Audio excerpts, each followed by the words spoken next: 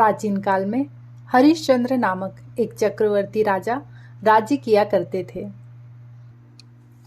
राजा हरिश्चंद्र इतने प्रसिद्ध सत्यवादी और धर्मात्मा थे कि उनकी कीर्ति सुनकर महर्षि विश्वामित्र जी ने भी एक बार राजा हरिश्चंद्र की परीक्षा लेने की सोची।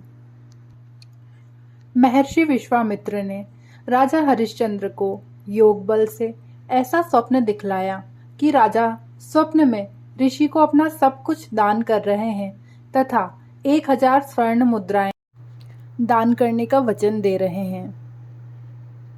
दूसरे दिन महर्षि विश्वामित्र अयोध्या आए और अपना राज्य मांगने लगे।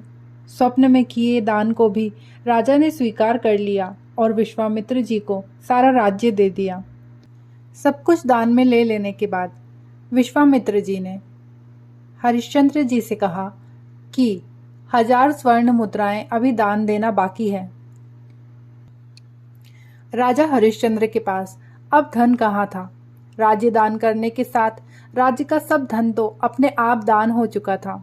ऋषि ने दक्षिणा चुकाने के लिए महाराजा हरिश्चंद्र अपने परिवार सहित काशी नगरी आ गए। स्वयं को राजा हरिश्चंद्र ने एक चांडाल के यहाँ पर बेच दिया और महारानी शेव्या एक ब्राह्मण के घर नौकरानी का काम करने लगी। राजकुमार रोहितांश छोटा बालक था। प्रार्थना करने पर ब्राह्मण ने उसे अपनी माता के साथ रहने की आज्ञा दे दी। चांडाल के सेवक होकर राजा हरिश्चंद्र शमशान घाट की चौकीदारी करने लगे। शमशान घाट में जो मुर्दे जलाए जाते थे उनसे कर लेकर तब उन्हें जलाने देने का काम चांडाल ने उन्हें सौंपा था।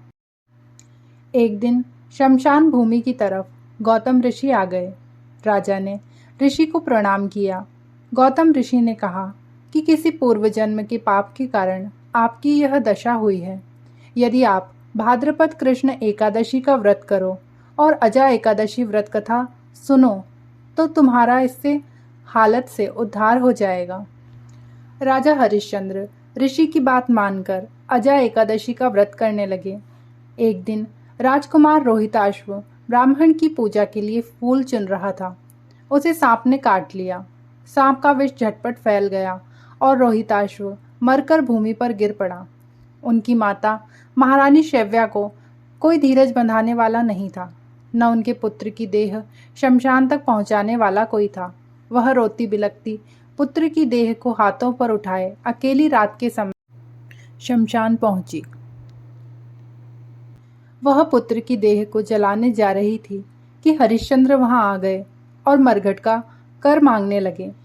बेचारी रानी के पास तो पुत्र की देह ढकने का कफन तक नहीं था। उन्होंने राजा को स्वर से पहचान लिया और गिड़गिड़ाकर कहने लगी, महाराज, यह तो आपका ही पुत्र है जो मरा पड़ा है। मेरे पास कर देने के लिए कुछ नहीं है। राजा हरिश्चंद्र को बड़ा दुख हुआ, किंतु उन्होंने कहा, रानी, मैं यहाँ चांडाल का सेवक हूँ। मेरे स्वामी ने मुझे कह रखा है कि बिना कर दिए यहाँ कोई मुर्दा न जला पावे। मैं अपने धर्म को नहीं छोड़ सकता। तुम मुझे कुछ देकर पुत्र की देह जला लो। रानी फूट फूट कर रोने लगी और बोली, मेरे पास तो यह एक साड़ी है जिसे मैं पहने हूँ, आप इसमें से आधा ले लें।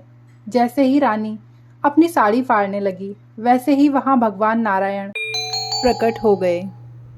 भगवान श्री नारायण ने बताया कि आपका पुत्र रोहित मरा नहीं है।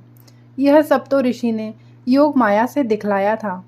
राजा हरिश्चंद्र को खरीदने वाले चांडाल स्वयं धर्मराज थे। सत्य साक्षात नारायण का स्वरूप होता है।